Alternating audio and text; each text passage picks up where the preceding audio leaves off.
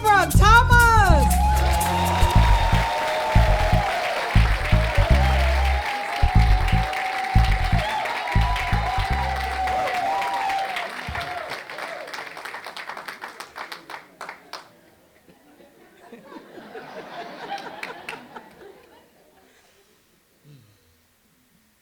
The year was 1996.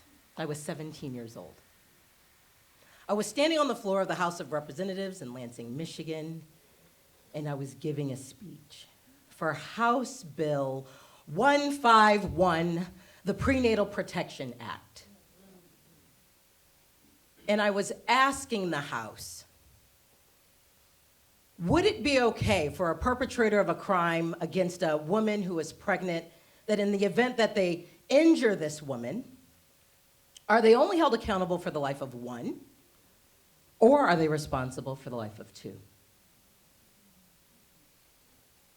It was summer camp, y'all. Student Statesmanship Institute, this law is actually already on the books, but when the House is out of session, Student Statesmanship Institute gets to bring in young people to get real-world experience in fighting for a bill. And I had that opportunity. So the vote goes out, the gavel goes down, and the House erupts, and it's unanimous. The bill is passed.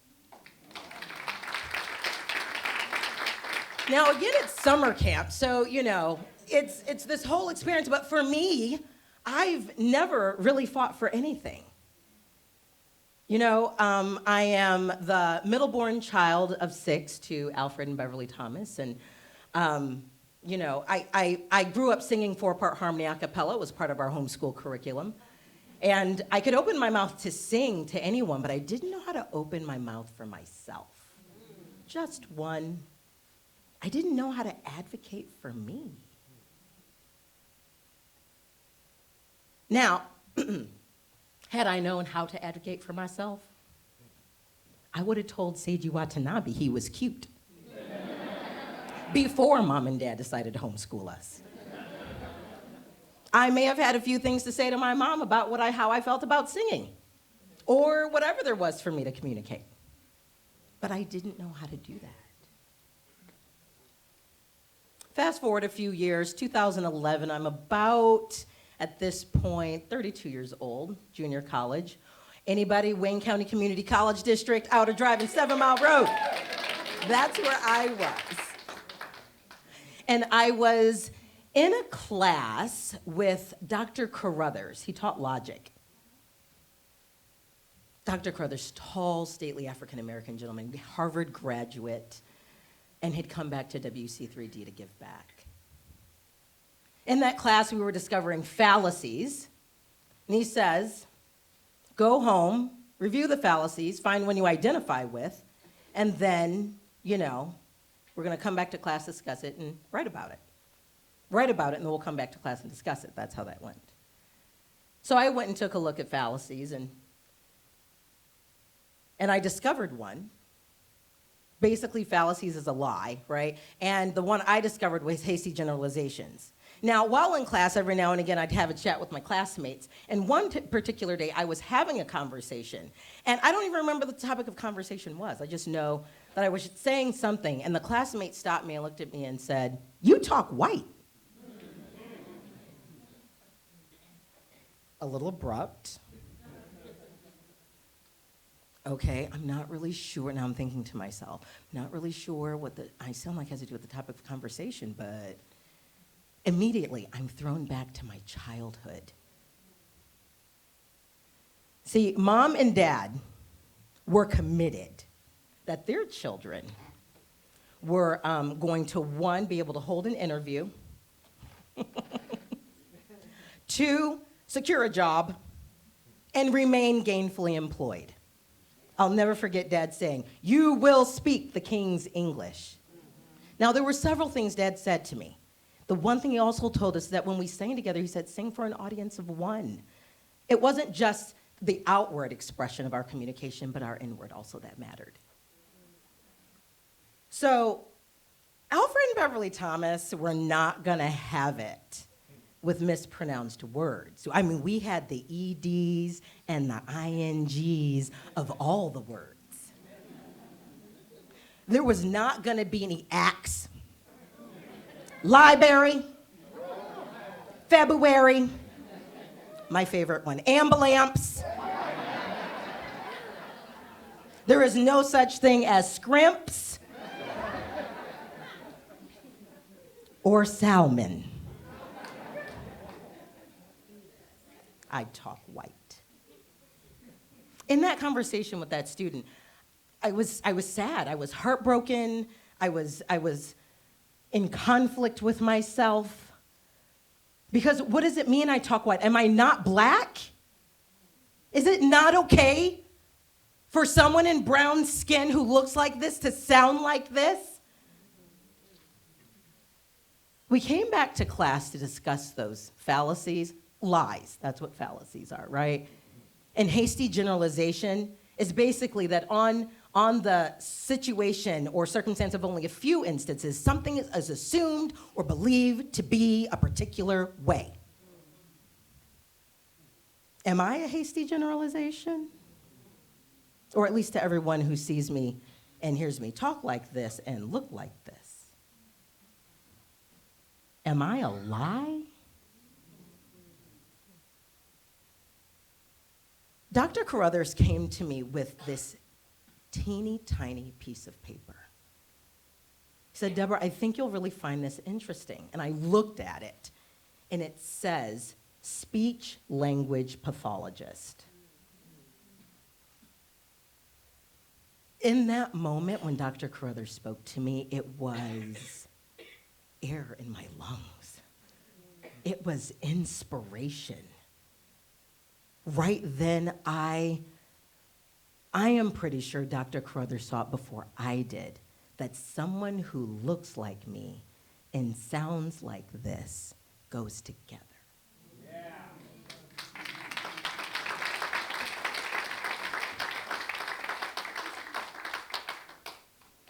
I took that piece of paper back to my academic advisor, had a conversation, and that interaction with Dr. Carruthers and that tiny slip of paper changed the trajectory of my education.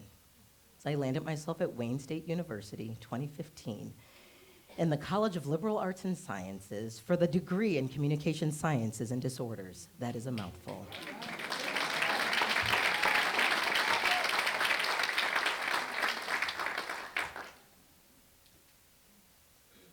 It was in my initial classes at Wayne State.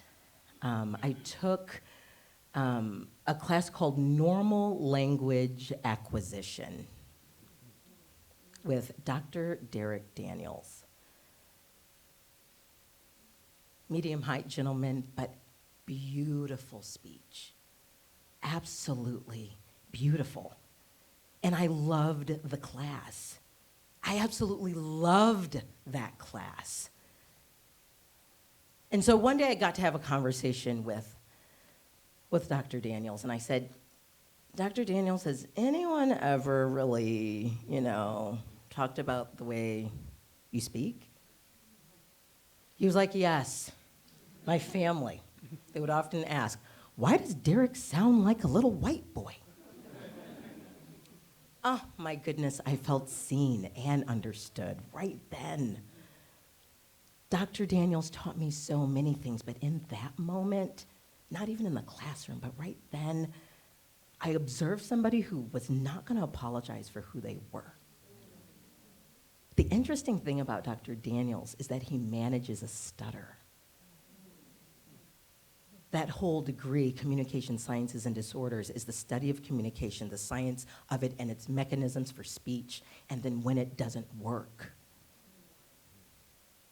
And he was completely unapologetic, and I love that. My heart healed a little bit in that conversation. The entire CSD degree department, that whole department, they were my people. My people. I found my tribe. I have found my tribe of white-sounding black people.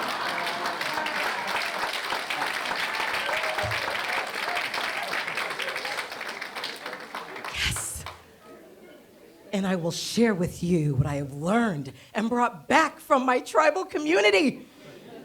I learned that this whole talking white, you talk proper, you're so articulate, whatever people would say to me, what they were appreciating was standard American English. Yes. And then that whole not talking proper, once upon a time called Ebonics, is actually known as African American English Vernacular. It has rules and everything, you guys. It's great. And then, when you can move between standard American English and African American English Vernacular, it's called code switching.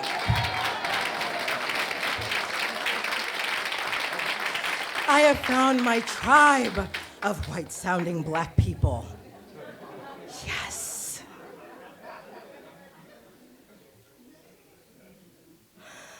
Oh, later on that semester, I took another class, African American History and Aesthetics. It's a beautiful class, about 2017, about halfway through my career at Wayne State. And the instructor for that class, the professor, Reverend Dr. Georgia Hill, taught that class. I mean, literally, black history and its beauty, that's what that class was about. And Dr. Hill is this beautiful, short of stature, African-American woman that when in front of the classroom, she may as well have been 10 feet tall. And I'm sitting in class and loving me in this conversation. And then Dr. Hill shared something with me that was both interesting and rocked me to my core.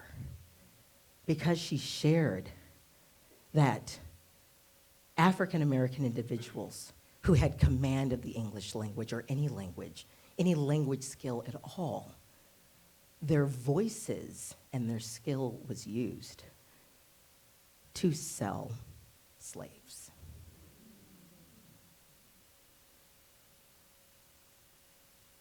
I'm encouraged and I'm in conflict. Because my tribe of white-sounding black people, that didn't even matter anymore. My people have always been great with skill and language. They've always been brilliant. The people I belong to have always sounded like this. But what will happen to me and my voice if I develop this talent? If their skill all the way back then was used against their very person and those they love, what happens to my voice now?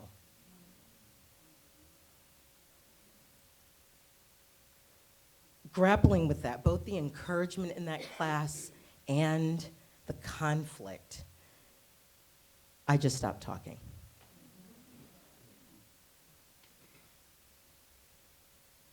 Now, I have to talk, right? I've got to go to work and do all the regular things. And I was working at a craft store as a cashier. And when my coworkers would come in for their shifts and I would greet them, hey, how's it going, They would put on their uniform or whatever and then come straight to me, say, what's my task for today? In my head, I'm thinking, I just sound like this. I am not in charge of anything. I just sound like this, okay?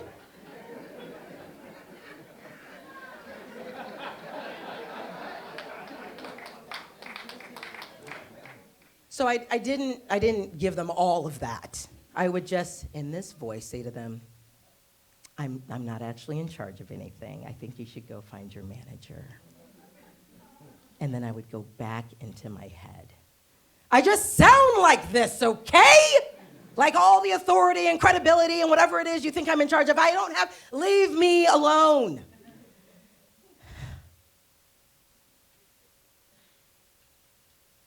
Couple jury summons I get. Right. I couldn't get off that jury stand to save my life.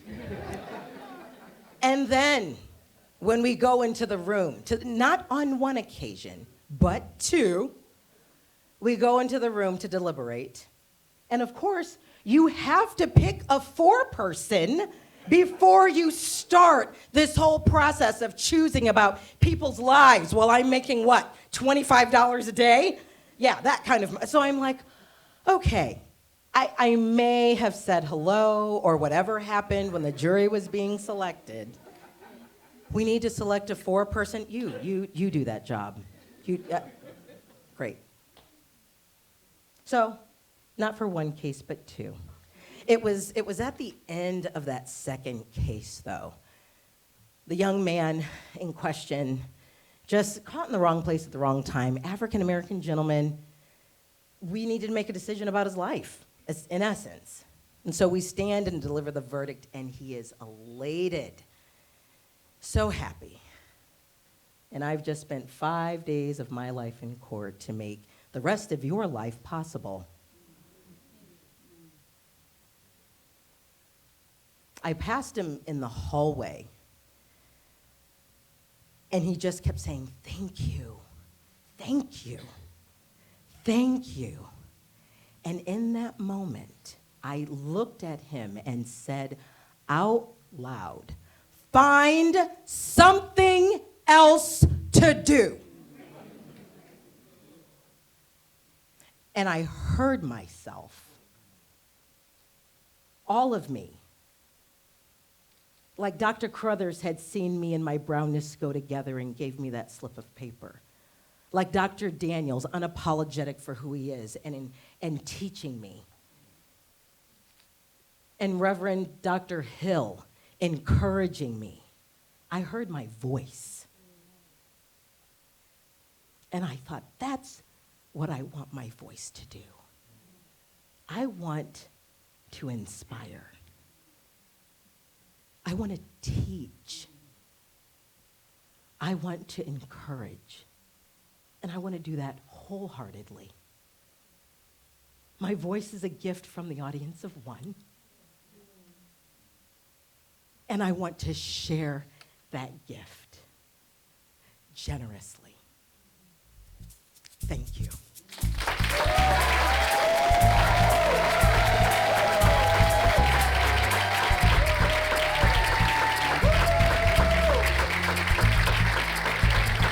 Deborah Thomas.